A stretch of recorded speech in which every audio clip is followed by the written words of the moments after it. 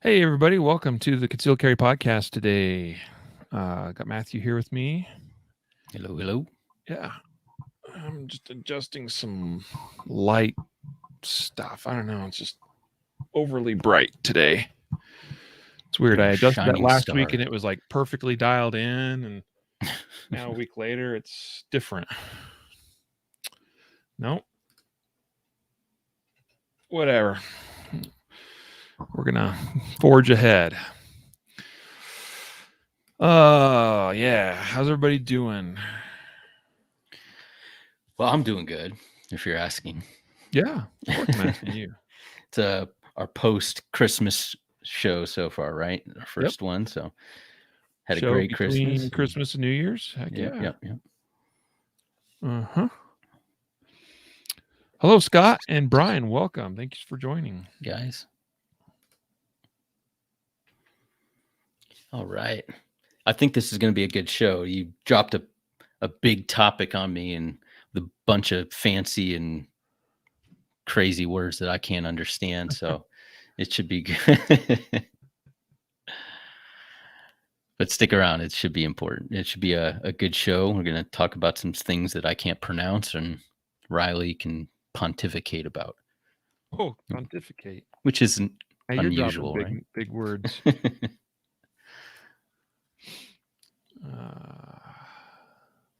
I got closed captioning. Does yours closed captioning on Facebook pop up automatically?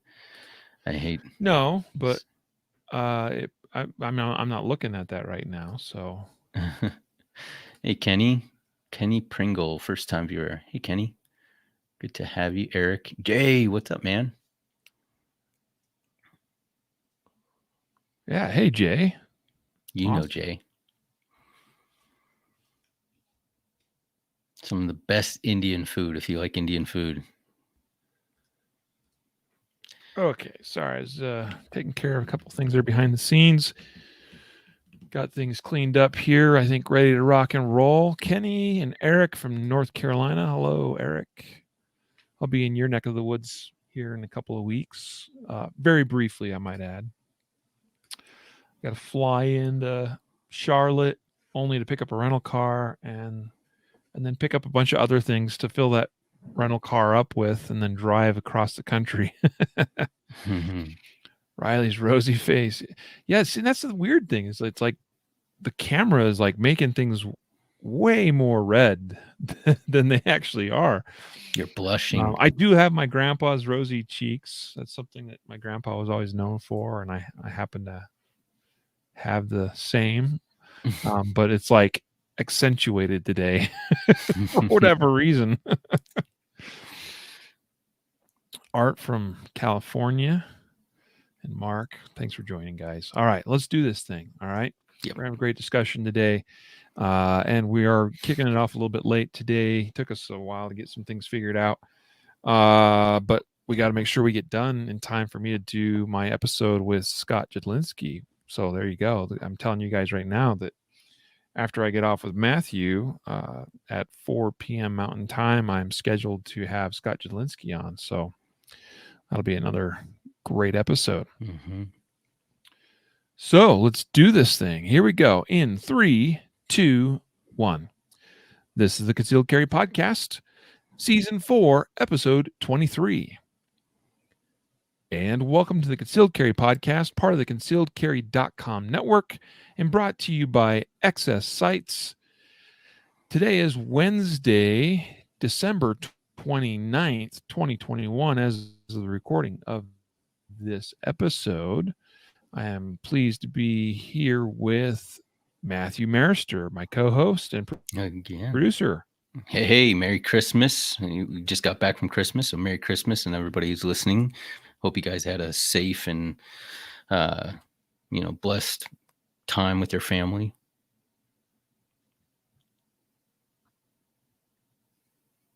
And I think Riley's getting a little glitchy. I think likewise here, had a nice Christmas. Looking forward to a great new year. I think you're right. Stand by, folks. Stand by. Let's see if we get this back on track. Could be mine. Man, what the heck? We were working just fine, and now Riley's internet is on winter break. no, I'm pretty sure it's on my end. Okay, let me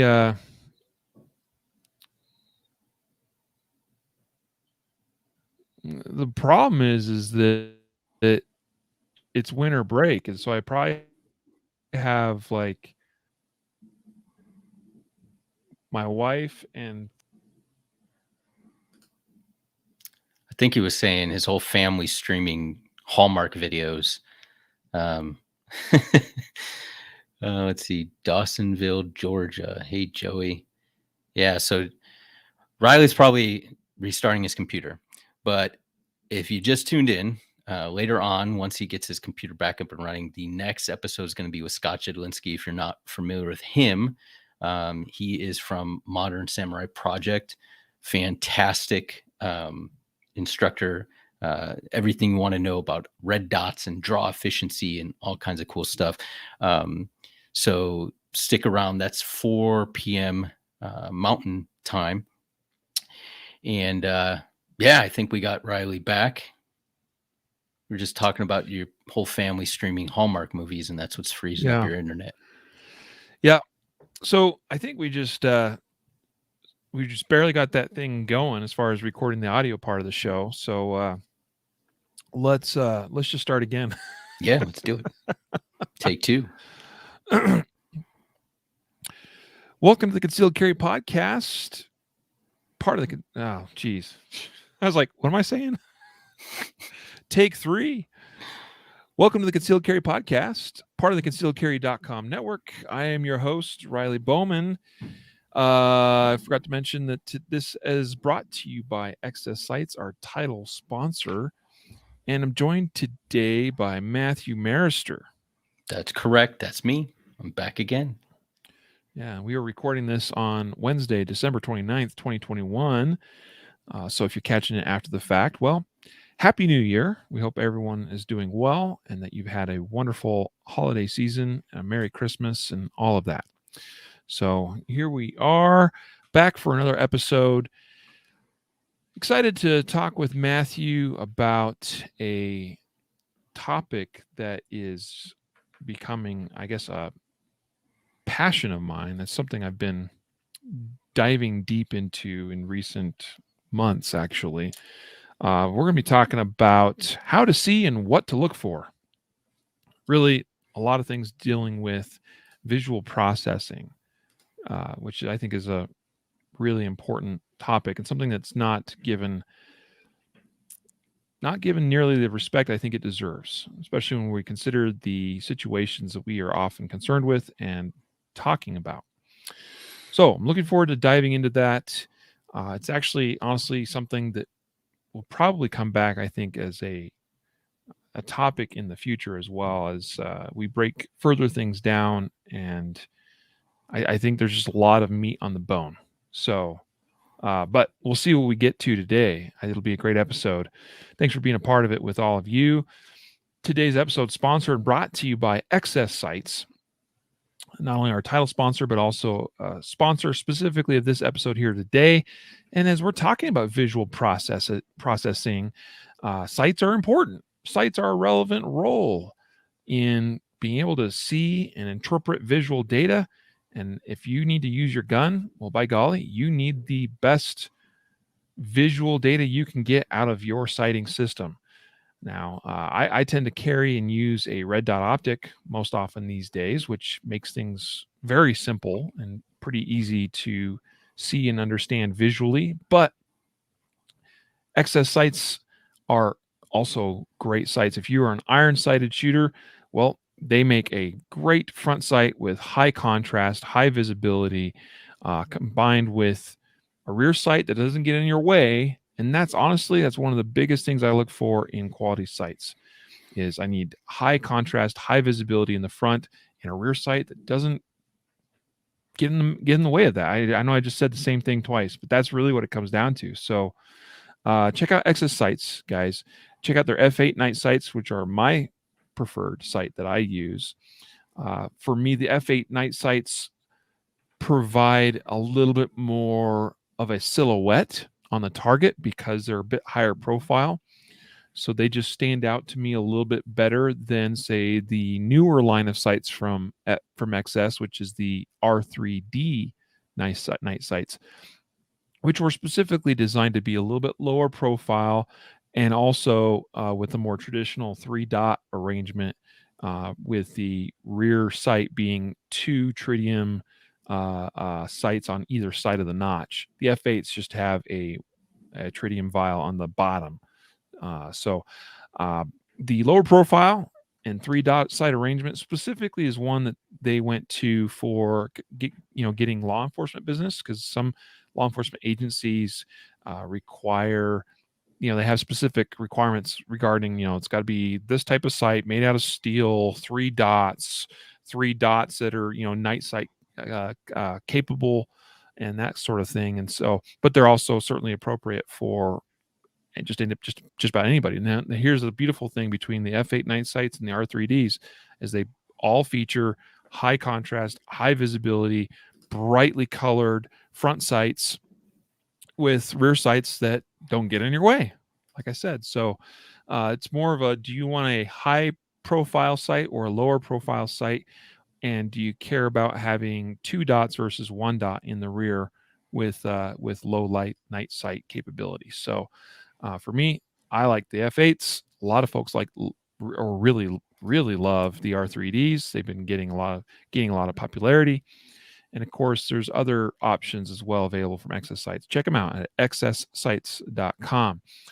Other episode sponsor is our very own Shooting Fundamentals video training course, which is available at concealedcarry.com/fundamentals. For a short link, if you go to concealedcarry.com/fundamentals, that'll take you right to the product page for the Shooting Fundamentals video course. You are welcome to purchase that a la carte and view that and watch that for life if you purchase that outright. It's a great video course breaking down the shooting fundamentals in a simple format and teaching them honestly in the manner that I teach the shooting fundamentals, which is a little bit of a different take from maybe what some of you have learned in the past. But I have found good success with taking that approach with my students. The shooting fundamentals course, here's the thing. The better you are in terms of your fundamentals, the better you can perform under stress. That's just a fact, right? The more automated your fundamentals are, the better you'll perform under stress. So a lot of the things we're going to be talking about today and with today's topic it's going to tie in with your ability to perform under pressure, under stress. And so I'd hope that you would check out the Shooting Fundamentals video course to learn how to make your fundamentals better and more automated so that you can perform your best when it counts. So check out the Shooting Fundamentals course, concealedcarry.com/fundamentals. So Matthew, this topic, we started talking about this earlier because I mentioned to you about this recent, and by the way, this is not meant to be the focus of this episode at all. And honestly, the way we talk about the rest of today's topic might not even really tie all that much into the specific incident. I don't know. I do think that there's some correlation, but that's just kind of where we started. We were talking about this shooting in Los Angeles, the Burlington coat store, which is very, very unfortunate. Many of you have probably heard about it, seen it in the news. It made national news for obvious reasons, but basically you had a crazy dude in this Burlington store assaulting people, and in one case taking a bike lock and violently beating a woman repeatedly in the head and elsewhere. You see in the video, I mean, she's bloodied up bad. I mean, this is a deadly weapon that he's wielding. It keeps going like it is. When the cops arrive on scene, like, this woman could die. And as it was, she had serious injuries as a result of being beaten with this bike lock by this crazy dude. So you have police arrive on scene, a bunch of them, Some of them are armed with their pistols. Some are carrying a shotgun. You got one dude that shows up with an AR-15. He ends up taking point and then firing 3 shots at the perp, who drops to the ground, is later declared deceased. But unfortunately, one of the rounds fired by this LAPD officer also goes beyond the perp, goes through a door into a changing room, and strikes and kills a 14-year-old girl who's in that changing room with her mother. I can't even imagine the horror of that. I can't even imagine the whole. I mean, and by that I mean on all sides. Number one, losing a child. That isn't. I mean, you're not even a part of this. In fact, they're probably where they should be, considering the circumstances. Right? There's something going on that I would like to think that they were aware of what was going on. I mean, maybe not entirely, but like, hey, there's a commotion going on outside the changing room right now. Right? Because there's a lady being beaten to death by a dude there's swearing involved, all kinds of words being thrown around, right? Loud noises, that sort of thing. And this mother and her daughter are where they should be, meaning they're secure behind in this changing room. And so, okay, stay there, right? Get down, stay low, stay in that changing room where you have some protection, meaning like leaving that might expose you to this act of violence that's taking place. Christy asks on Facebook, when did this happen? This was December 23rd. It was just last week. All right. So just a couple days before Christmas, people are in the store doing their last minute shopping. This incident goes down. It was like I think 2 days after Christmas. So I think on Monday was when LAPD released a bunch of body cam footage, and they released a whole kind of initial incident report with some analysis as to what occurred. But there's obviously still an investigation that's taking place, and they're trying to, figure out more details related to this. So again, the point of this episode is not even to be about this specific incident, at least in great depth, but this sort of sparked the conversation with me and Matthew. I mentioned it to Matthew. We were talking about it, talking about how the officer that fired the 3 shots, just talking about like, how is it that one of these rounds, went beyond into the background, went through this door into this changing room and killed this girl. And I've watched the video a few times, and my personal belief, which is different than what the LAPD initially has said, they said that they believe a round skipped off the ground and bounced up and went through the door and struck the girl. Judging by the height, there's actually an image that they released showing where the round impacted on the door. Judging by that, it seems awfully high to me, off the ground, for a round to skip that high. Anybody that shot, bounced rounds off the ground, which is an actual tactic to use, like especially gunfighting around a vehicle. You could, shoot the ground, skip rounds, to strike individuals that are on the other side of a vehicle, with minimal exposure, that kind of thing. Or you might even end up skipping rounds off of the roof or the hood of a vehicle, that kind of thing too. Although that's probably less of a intentional thing that's done, but anyway. So we're talking about that, and I find it a little bit hard to believe the round skipped that high, based on the circumstances of this. I personally believe that the third round missed the target because the individual that was shot began to sort of fall to the there was a shot fired, and he's turning, and then his head and his upper body goes down. And the third shot's fired, and I feel like, watching it in slow-mo several times, frame by frame, that the third round probably missed the target and went beyond and went through that changing room door. Could be wrong, okay? But just from watching it, that's what I saw. So this sparked a conversation about shooting speed and splits.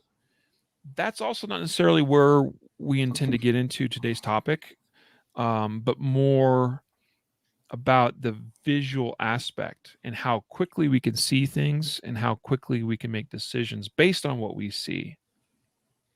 So, where I think the correlation here, Matthew, and I throw it at you for some comment, is that it seemed to me watching the video a couple of times and seeing the shooting that's done there. And by the way, it's not terrible. The shooting itself's not like terribly graphic. It is a graphic video. I'd say what's more graphic is actually seeing we'll call her a hostage, because for a while she essentially was a hostage. She's bloodied up pretty bad. Like, that's honestly the most graphic part of the whole thing. You don't really see any wounding or anything of the actual perpetrator. But anyway, I believe when the officer fired the 3 shots, that was basically predetermined. That, in the instant as he started firing the first shot, it was like, oh, I'm going to send 3, bop, bop, bop. And it was really about 0.3 splits. It was like bop, bop, bop. Okay. Which is not crazy fast, but it's also not slow. Right. And it seemed to me that it was sort of like one sight picture, but 3 trigger presses. Bam, bam, bam. So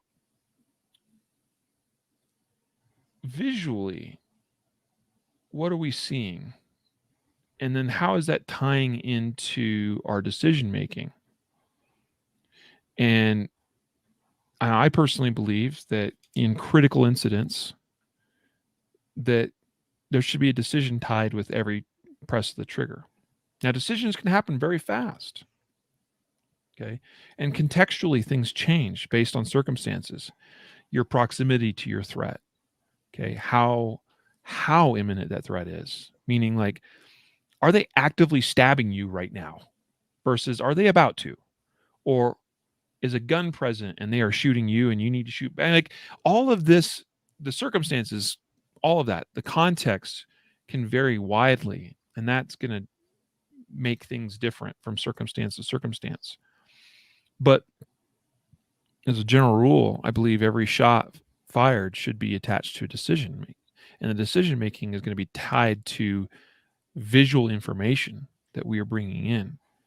And so it's inherently critical, absolutely critical, that what we see is relevant and is understood, and then it leads to the decisions. I got my furnace kicking on, by the way, if you hear that. It's kind of cold here today, by the way. So the coldest day we've had, I think, this year so far. That the visual information is then tied to a decision that's made, and hopefully the decisions are good because what we see and what we understand from what we see is accurate. Does that make sense? Is that a good place to start, Matthew? Yeah. And as you were talking, I had something else, that I was thinking about saying, but as you were talking, I think that my mind kind of went back to last episode we did, and you and I did, where we talked about shooting and moving. And I don't know why, but my mind kind of went to that. And I remember us talking about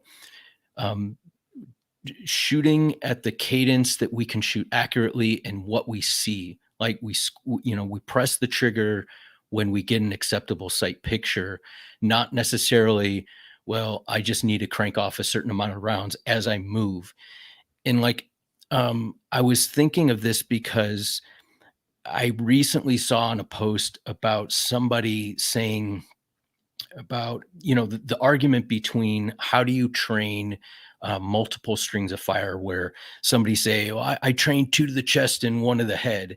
And so they get this predetermined either cadence or number of shots that they initially fired independent of the actual situation. And I think if like I said, as you were talking, I'm trying to combine these two and saying, we really do have to press the trigger when we see an appropriate sight picture, when we assess that our shots are going to hit. I mean, in that video, like you don't see like a clear cut changing booth behind him, right? Like it just looks like a rack with some product or merchandise. But unfortunately, you might say, hey, I have a clear backstop and there's nobody behind him. There's nothing. I don't see anything obvious. So I can kind of let it rip. But I think even in this kind of reiterates that, like, we can't get into when we train, we can't get into a predetermined, well, I shoot 2 to the chest and then I go to the head, or I shoot 3 rounds and then I assess. All these things we have to be assessing constantly. And I don't know, obviously at different distances, our assessment is either quicker or slower, right? Like if I'm super close, my assessment, I'm shooting quicker. I can probably shoot more rounds before, I really have to start taking stock of, am I being effective in the probability of me missing? But as that distance, increases, and as the targets or the threat starts to move, now I really have to be focused on, it's not the number of rounds. If I can only get 1 round on this guy, that's what I'm going to get, rather than firing off a burst of 3 rounds that I, typically could, maybe if he wasn't moving or if I was on the range or something like that. So I know that's not exactly where we're going to go, but like, as you were saying that, all these kind of like little things that I've been seeing over the past couple, days or weeks jumped into my mind. And I was like, it has to be tied to a specific individual reason to squeeze that trigger each time. Yeah. There's been a lot of debate and questioning of the officer and his actions and tactics used and so forth. But as is typical, there's all kinds of armchair quarterbacking that's going to take place, including a number of people. A number of people are like, they didn't need to shoot him. That certainly could be debated. He's probably a good 25 feet away, maybe even close to 30 feet away at the time the rounds are fired. So let's just say 10 yards. It's a fair distance. It's not apparent that he has a projectile weapon. So, I mean, when you initially see the perp on the officer's body cam that does the shooting, it's not readily apparent that he's holding anything other than this bike lock, which is just a loop with a weight on the end, right? That's basically what it is. So, I mean, it could certainly be debated that he didn't need to shoot in the first place. But again, that's not really what we're here to discuss here today. More about, I do think, because of circumstances, I'll just say this much: in the distance that this suspect was at, that the shooting could have been more deliberate. I will say that. Now, I'm not going to say it was wholly unreasonable, what was done. All right, I'm not going to say that. It's not necessary to. I'll not say it's unreasonable that, based on what the officer could see, that he would have any reason to think there's anybody beyond his threat, like you just touched on. Hey, looks clear. Looks like I have a clear shot. This guy's going down, kind of thing, right? So. I could see this totally being, I mean, obviously there's going to be a lawsuit. There's going to be a settlement. There's going to be a big payout to this girl's family. Nothing there will bring that little girl back, and that's terrible. It's a terrible thing that the officer involved is going to live with this on his conscience for the rest of his life. And I will say, I know there's some people out there who say he's a dirtbag and this and that, and people might even call me a bootlicker and whatever. I don't care. I'll say this: I am genuinely concerned for the mental and emotional health and well-being of the officer that pulled the trigger. Okay. This is the sort of thing that goes sideways and wrecks not just the lives of the family of the little girl, but of the officer that pulled the trigger. Okay. And that's a terrible thing. All right. And I'm sincerely praying for him and his own recovery. All right. As well as that of the little girl and her family. All right. I say little. I mean, she's 14. She's probably not little, but she's a little girl. Because I think this is something this guy would probably struggle with, and he needs to get help, mental health help. Seriously. Anyway, let's move beyond this. So let's start talking about how to see and what to look for. So that's what inspired the conversation.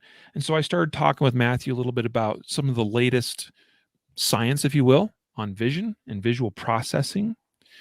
I even had, I'm pretty sure I had on the podcast a fellow by the name of Jake Jackson, friend of mine. He runs tier3tactical.com. He puts out some really solid content, good stuff. You should go read his blog. I mean, you're going to find a lot of content about bodybuilding and working out and all kinds of different things. He doesn't just deal with shooting or self-defense and that sort of thing. But you know, he's done a couple articles talking about these concepts. So I'm going to give him credit there. He's not the only dude out there, you know, doing this kind of thing, but he's writing some good content and putting it out there for what I would say is more geared towards the self-defense community. The most recent article he did, which kind of was a follow-up to a previous one he did, was touching on the concept of quiet eye, okay, or the quiet eye gaze technique, if you will. I don't know if technique's the right word to describe it. It's a concept, and this is something that's becoming more and more recognized in we'll call it the scientific, but particularly when we are studying performance, okay, whether it's sports, they've even extended this and studied law enforcement. Okay, so anything where we need to perform at a high level, a critical level.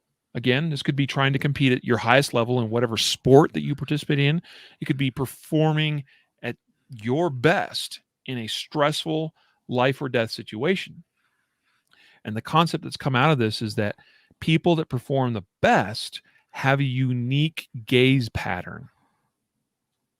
And that's what they refer to as the quiet eye. All right. Again, this is something, this is scientifically studied and recognized. Right. So this isn't just me, you know, blowing smoke up your butts, or somebody else that just happened to write a paper or an article and put this out there. No, this is pretty well recognized now and is documented in a number of studies. There's a lot of research that's been done and is continuing to be done on the subject. So let me describe what quiet eye is, and I'm going to throw it back at you, Matthew, and ask for your input on where you think this is relevant and why it's important, perhaps, for us to consider. So quiet eye is defined as, like, in the simplest manner, it's defined as the last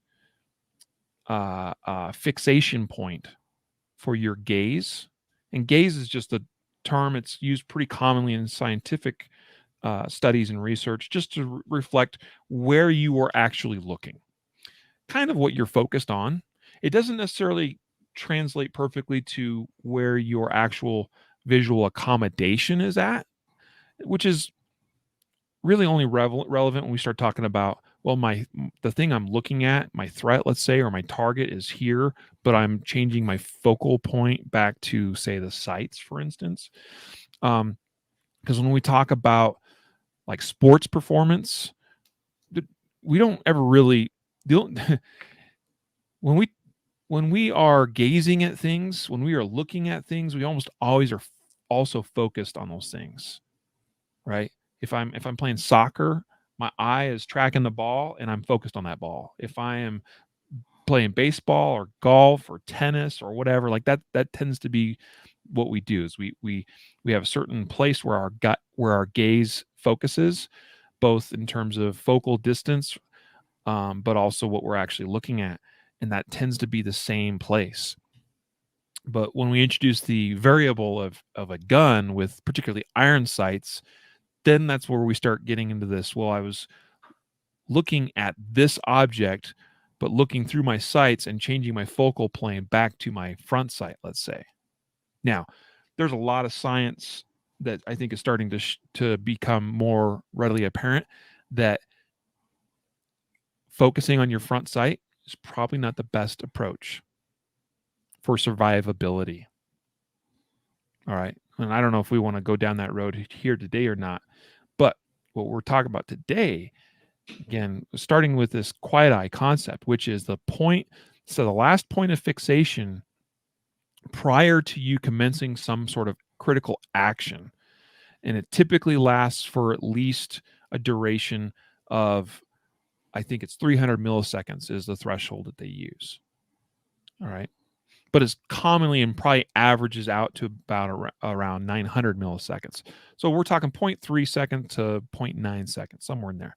But there's context like a golfer, a pro golfer is going to fixate on the hole where they're aiming, and then they'll focus there for 2 to 3 seconds, and they'll change their gaze back to the ball, and their quiet eye fixation might last as long as 2 to 3 seconds just on the ball before they begin their putt, to putt the ball into the hole. Okay. So it's going to vary on context and vary in terms of the specific sport or performance activity that's taking place as far as the duration and that kind of thing. But the key is that quiet eye is essentially, it's not, it gives the impression that it's quiet and that it takes a long time. It doesn't necessarily have to take a long time, but it's simply that your gaze is particularly focused, and I will say this, it's purposeful in what you are looking at. There's a purpose behind why you are looking or focused on a specific thing or object or person or whatever just prior to beginning this critical action. And by that, again, it's what you're focused on before you swing the bat, the tennis racket, the golf club, or draw and fire your pistol. All right, so that's quiet eye. So throw it at you as far as why you think it's relevant, Matthew. Obviously, you and I have had a discussion already about this, and why that's important for us in the context of self-defense, concealed carry, shooting type world. Yeah. So, like I said, you've done much more research. You gave me this topic, and these are words I can't even pronounce half of them. So I'm gonna Quiet give you. eye, really? Well, Well, there's a lot of I know you're from sports Ohio, psychology and stuff that goes on with, But here's how my brain and how I simplify it. Like, I think it's focusing on what do we pay attention to at the right time, so when we have to make that decision that to press the trigger or to take the shot or to whatever we're doing, what is that, what are we focusing on at that moment? Leading up to that, the more information our eyes can see and information we can give our brain to kind of orient maybe where we are, or if we're moving, or if in a shooting context the threat is moving, and how distant to us, and all these types of things. But once that decision is made to press the trigger, what's the most important thing that our eyes focus on, and why it's so important that is what it focuses on, and it excludes, for that millisecond, those milliseconds, why does it have to exclude those other things so we can make sure that we're performing at the highest level that we possibly can? I think of it, like I was watching, I'm not a huge NFL fan, but I was watching football, and if you guys watch football, you'll understand this, but they'll always talk about like the defensive back watching the quarterback's eyes and stuff like that. And I find that amazing, considering all the stuff that, a defensive lineman's doing, or like a defensive back is doing, right? Like they're watching these guys come into their zone or whoever they're covering, but they're also paying attention to what, like the quarterback's eyes and where they're looking. And to me, that almost, and it might not be exactly the quiet eye, but understanding like, what am I looking at the right moment? Like when that quarterback looks like he's going to pass, I glance to his eyes, right? I'm not looking at his feet or arms and people running in front. I'm looking at his eyes, and that gives me the determining factor of where my body goes next and what I do. And I think that if we were to apply that to shooting, it would be, what am I looking at as I press that trigger in a defensive context? Yeah. Yes. I am also fascinated by that kind of stuff.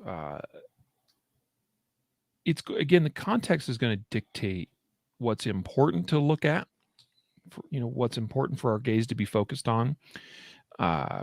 There's a video out there on YouTube where we, talking about this quiet eye concept, where they, by the way they do this and the way they've discovered how this all works is by putting headsets on people. Again, whether you're a soccer player or a baseball player or even a police officer, they've done this with officers as well. These headsets have a forward-facing camera that's basically placed right between the eyes, so you get the exact perspective of the individual that is performing the actions. And then they have multiple other cameras that are looking at the eyes of the participant, and they through computer software and algorithms, they can put all that together so they can take the video image of what the person is looking at and then superimpose on there where, kind of like crosshairs, if you will, where in that field of view that the person's eyes are actually looking.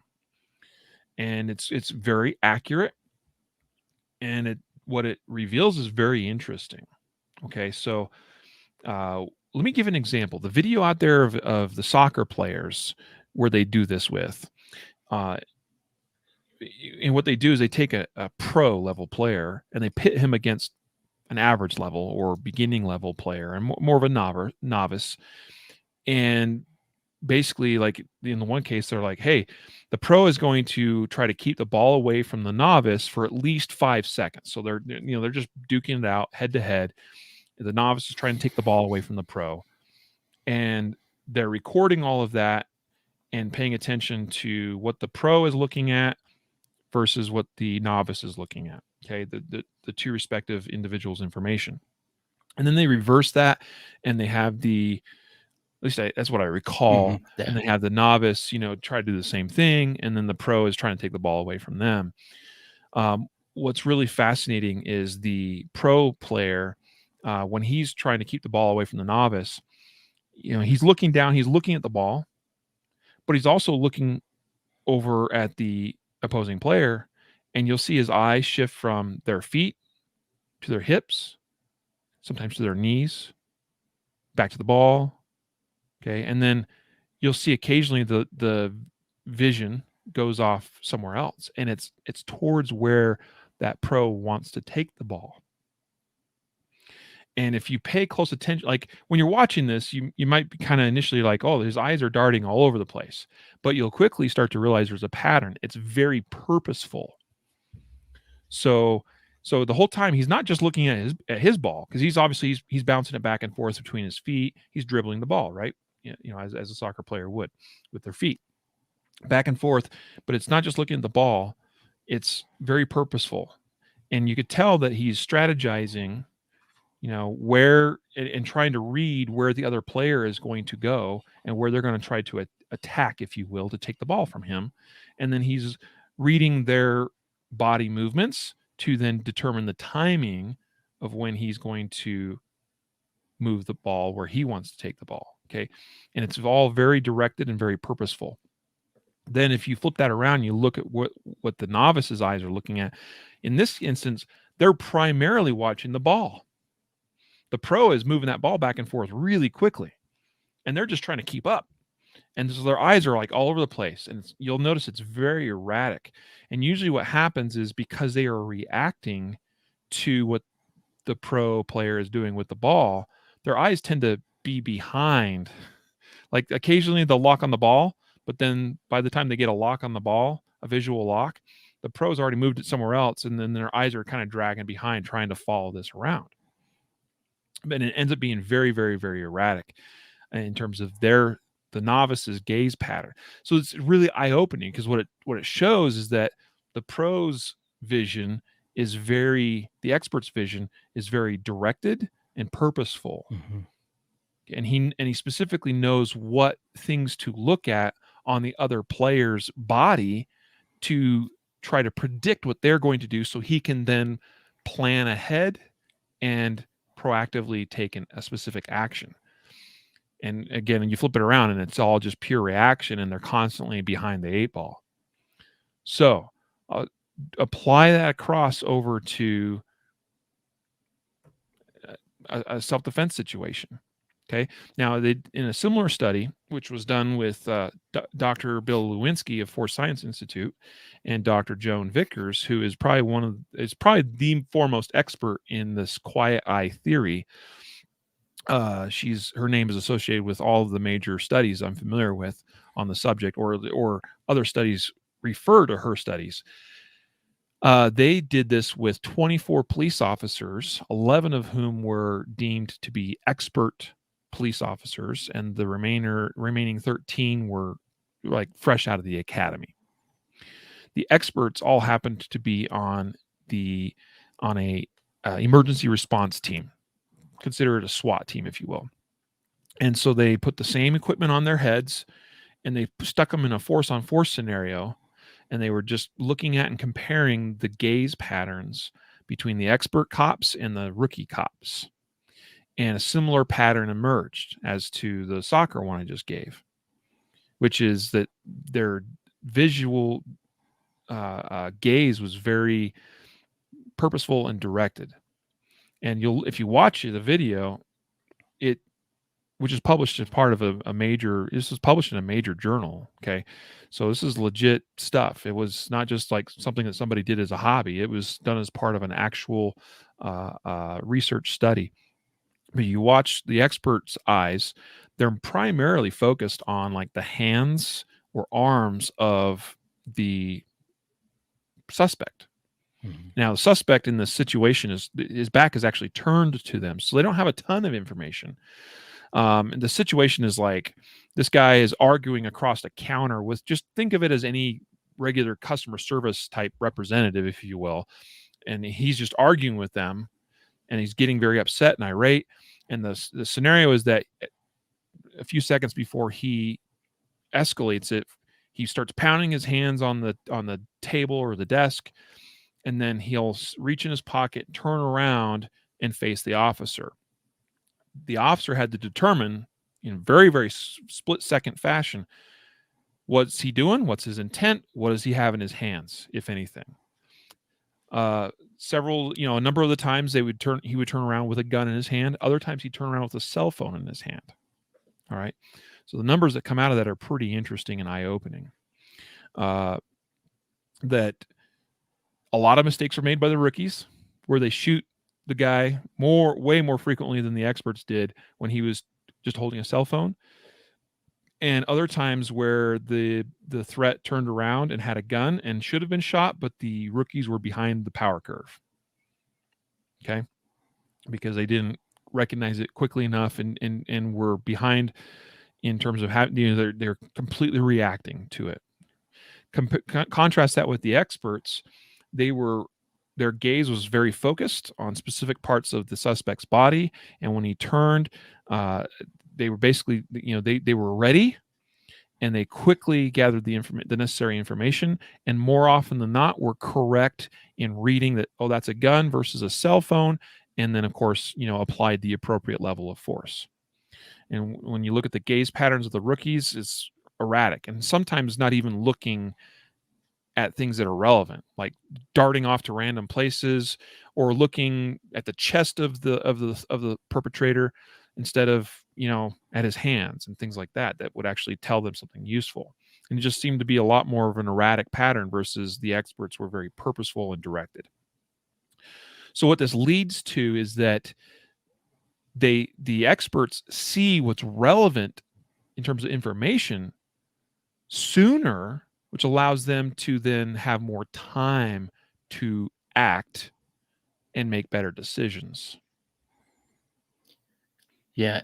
And you know what I think is interesting is that this is a skill that can be, I mean, everybody has different performance levels that they can achieve, right? Like we all have a threshold and a maximum, but these things can be taught. So, it's like, I'll circle back to what John said. He said, under stress, we tend to have tunnel vision because of what our brain does. And that's true. But more specifically, even than just the fact of tunnel vision, it's where is our tunnel vision focused? And I think if we can understand, just like a soccer player who's experienced can say, I know that if I watch the knees and the hips and, that will tell me where this person is going to kick the ball with their foot instead of just trying to catch up with the foot. The same way with us as, citizen defenders or a police officer, if I know that, the hands typically are what they're going to strike me with, they're going to go for a weapon. And so not that I exclude everything else, but at that moment where I'm making the decision, what is this person pulling out of their pocket? My tunnel vision is specifically to that hand and not to the person who's behind them or the person's eyes, where I may be looking at the eyes, before that to try to determine, hey, is this person, what's this, because you can tell a lot from the eyes, you can tell a lot from how a person stands and those types of things. But at that moment that I'm trying to determine what is this coming out of their hand, if I can train myself and if I can understand these are the things that you need to look at, because as an experienced officer, you've been in fights, you've seen how quickly you're looking down to I don't know, to write somebody's name on a book, and that hand comes up and punches you, right? Like, so you start to realize this thing in real time. And I think naturally our brain kind of starts saying, okay, these are the things that keep me alive on the street, right? Like I look at the hands because that's what's going to hurt me. So I think it's a skill that we can learn to a certain degree. And then obviously, we have different performance levels, and we're talking about like basically sports psychology. So, but any little bit that we can improve on and understand what we're looking at and why we're looking for these types of things could potentially help us survive and make correct decisions in those stressful situations. And I'll throw it back to you because you have a good kind of study that was done on stress and how it relates to this. Yeah. Yeah, and to those that are asking online, viewing this live about links to research, I'll post a couple of links in the show notes of this episode once it publishes. So watch for that, John, who is commenting on Facebook. And this is the intriguing thing where sports psychology meets shooting and self-defense, which, there's people that would have you believe that we can't rely upon stuff from the sports world to carry over into self-defense world, that they're two very different worlds and, this and that, but the science is not showing that that's the case at all. The science is actually showing there's lots we can learn from sports players and high performance individuals and get better as self-defenders, as law enforcement, as military, whatever discipline that you are in the more the martial space, the fighting space. So so what you were touching on, and here's the thing, and I saw a comment from, I think it was from John on Facebook earlier as well, and you just mentioned the key phrase there, Matthew, referring to tunnel vision. This is something that's commonly been spoken about in high stress situations where it's often understood, if you will, that you're going to get tunnel visioned in a self-defense situation. And so you're going to, immediately be blocking out this stuff in your peripheral vision and that kind of thing. And there definitely is something to that. There is science that shows that happens, that absolutely happens. But it doesn't happen for everybody. And I would say that this is something I still hope to study further, to understand it at a deeper level, a more scientific level for myself. But from those that I have spoken with that have done some pretty high stress things, okay, people that have actually been in shootings and whatnot, not everybody experiences tunnel vision. Not everybody has visual occlusions or even auditory occlusion. That is often also referred to with such types of events. And I believe that those that aren't as affected by those sympathetic nervous system responses, if you will, are those that are able to remain basically cool and calm and collected during high stress, scary situations. And so managing, one of the ways that they measure this in the scientific community is by measuring levels of cortisol in your system as you are experiencing a stressful event. All right. There's been a lot of studies done on that. So again, it's something I'm also doing a deep dive on. But I'm just mentioning that so you kind of understand, like, this is stuff that can be measured. It can absolutely be measured. How stressed out is a person simply by looking at their levels of cortisol in their system. Okay. And so what we're beginning to see is a correlation between those that successfully use the so-called quiet eye have reduced stress in what would otherwise be stressful situations. So the quiet eye leads to less stress. All right. So that's a fascinating thing. So the belief, and there is a specific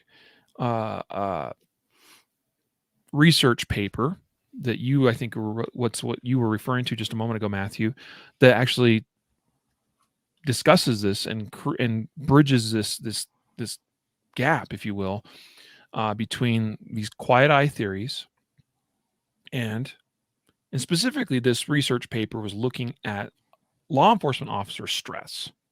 Okay. Because it was written from that from that perspective. It's actually, trying to find ways to help police officers perform better.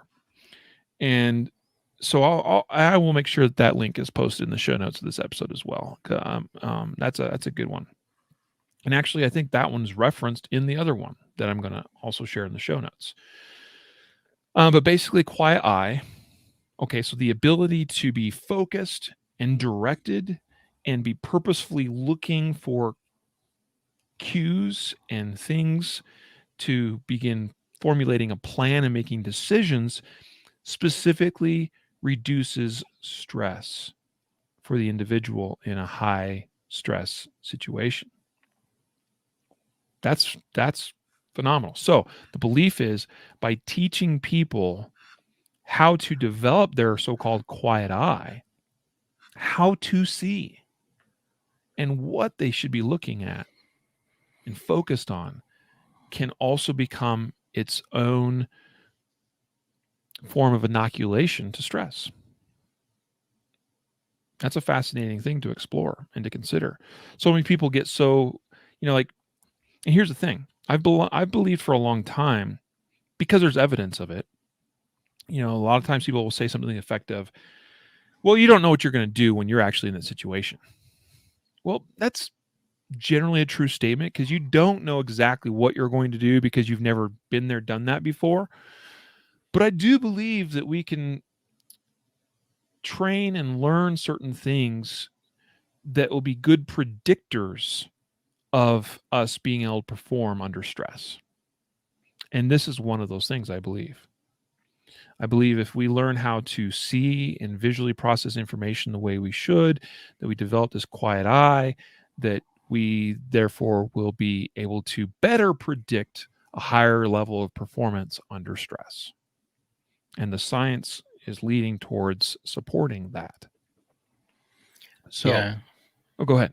No, I was just going to add in there. The stress thing is really important because what we do is stressful, right? Like when you're going to have to shoot on demand, that is stressful, right? And it's going to involve a stressful incident. And so if we can when you choke, normally, I don't know how many times like people will be like, oh man, I was really stressed out. Normally I shoot really well, or normally I do this, or I wouldn't have missed that shot if I would have.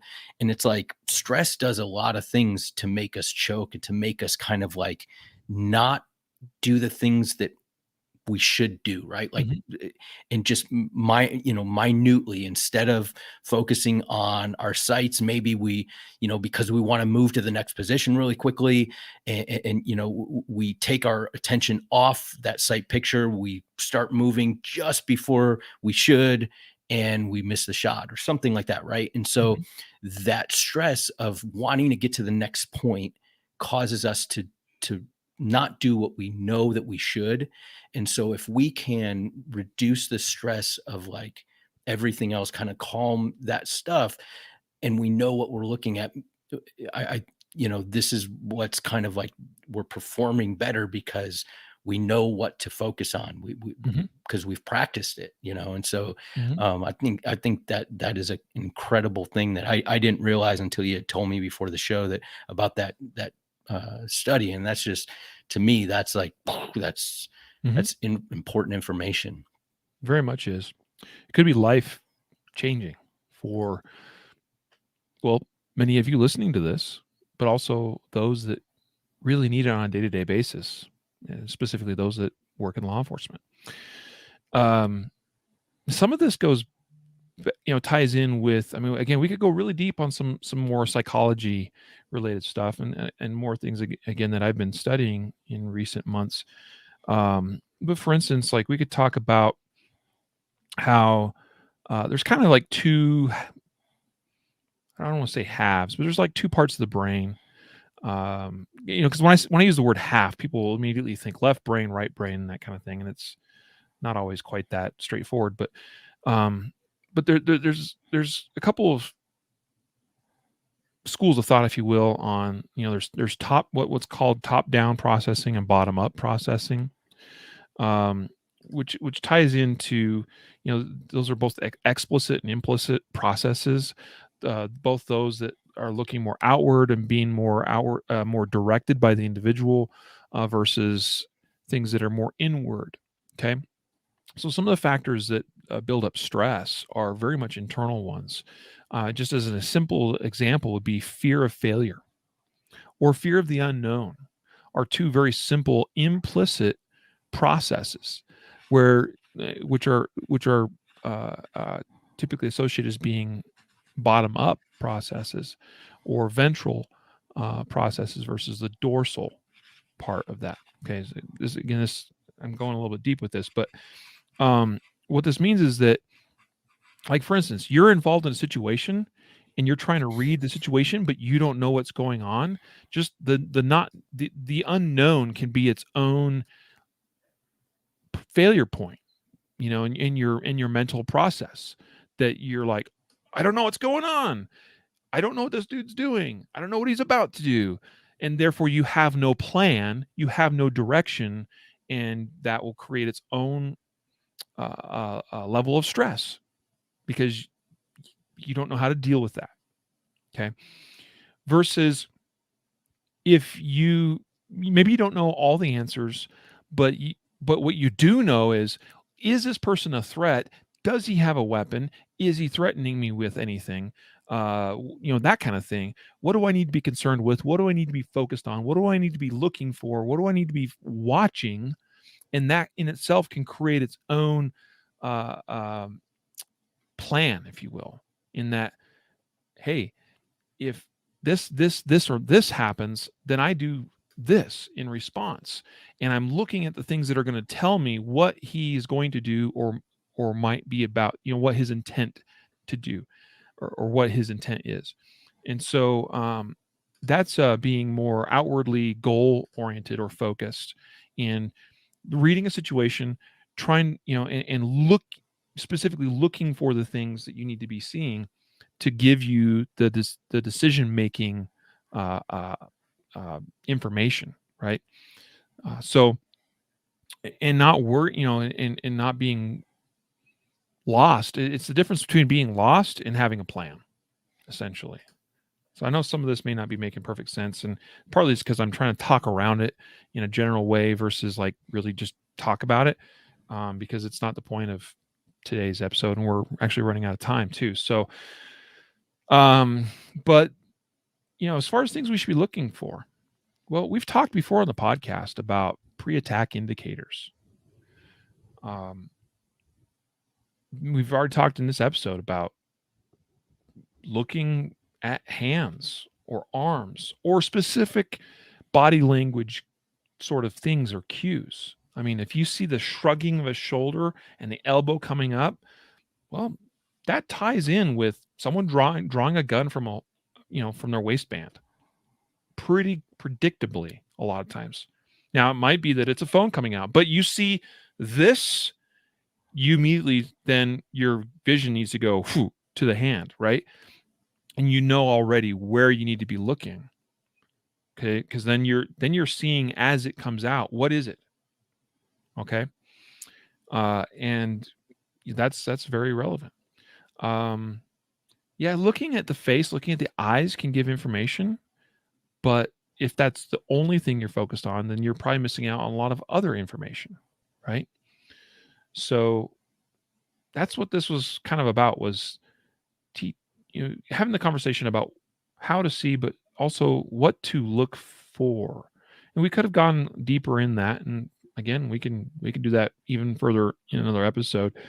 But we wanted to present to you the idea today about the importance of a directed, purposeful gaze and its tie-in with decision making and planning actions in a stressful context, and how that not only can help you make better decisions, but reduce stress in those stressful events. And that has side benefits of perhaps avoiding getting tunnel visioned or missing out on certain pieces of information that are important to your survival. So anyway, I hope that was helpful for you today. Again, I think that there's an opportunity here, I think, to explore some further things in future episodes. And I also hope to invite on some guests, some experts in some of these fields. So something to kind of put on the roadmap for the future and look forward to, I hope. Perhaps not everybody finds this interesting. I don't know. I'm not going to try to inundate you and do nothing but this type of content for episode after episode after episode, but occasionally come to this type of topic because I think it's actually really useful information and very valuable if we can learn how to implement it and learn from it. And frankly, my personal opinion about all this is we spend a lot of time talking about or teaching about specific fundamentals or techniques and not talking about some of the more non-obvious stuff, implicit stuff. I think we could spend a lot more time learning and studying about vision, and it absolutely feeds into our ability to see, understand, and then act under pressure. Right on, man. That'll be my summary. Agreed. Yeah, I mean, it was beneficial to me. I know we could get into a whole topic on, or a whole episode on pre-assault indicators, and that's probably what a lot of people, we started to get to that point, and we will probably want more of that. So certainly we could do that in another episode. I think that warrants it in an episode in itself. But as far as how this quiet eye technique and study can apply to us in a self-defense context, I think that or self-defense shooting context, I think even law enforcement officers who are listening to the podcast and stuff, study that stuff and really pay attention, because if we're only focused on the physical, becoming better physical, and as far as pulling the trigger or grip or whatever, that's great. But there is a whole psychological and whole visual component of how we perform. And if we're trying to perform to our best under stress, we need to tap into and understand that aspect of it too. Mm-hmm. Yeah. Again, how many of you listening to the podcast had never been in a shooting or a very violent event. And how many of you have sat there and wondered, like, do I have what it takes to perform under that kind of pressure? I don't know because I haven't experienced it, right? Again, I think that there are some things here as we explore them, we can better predict performance with seeing, with understanding some of these psychological and visual, components like we've discussed here today. So that I think is that's where I see the real meat here is giving people better training on things that helps predict better outcomes, even when they haven't experienced that ahead of time firsthand. Everybody knows, I think, force on force is pretty valuable training, but not everybody's able to get that kind of training, if ever, very often, or even often enough. And so even that's just one component, one piece. Well, let's go now to wrap up the episode. Again, today's episode sponsored by XS Sites. Go to xssites.com. Appreciate your support of our sponsors to make this possible. And also the Shooting Fundamentals course at concealedcarry.com, concealedcarry.com/fundamentals to either buy that course or, by the way, I didn't mention in the beginning episode, if you are a Guardian Nation member, you just get that course for free, including your membership. Like you get access to all of our video training content for free or included in your membership. So before we go, Matthew, we need to announce our weekly podcast giveaway winner. What are we giving away today? Right now, we're giving away a SSP Eyewear $50 gift card. Awesome. $50 gift card, SSP Eyewear. Protecting your eyes is important. SSP Eyewear has properly ANSI rated eye protection for very good quality, great price. I mean, they're known for making quality products at a very affordable price. You can go to SSP Eyewear, of course, to check out their products, and that's where that $50 gift card will be redeemable at. So who's our winner of that? Our winner is somebody who normally is listening on Facebook or watching on Facebook, Connor M. I don't know if I haven't seen your name pop up today, but Connor, I was going to say, I haven't seen him today, but he usually has been watching as of late. So Connor, congratulations. I'm pretty sure you'll know who you are.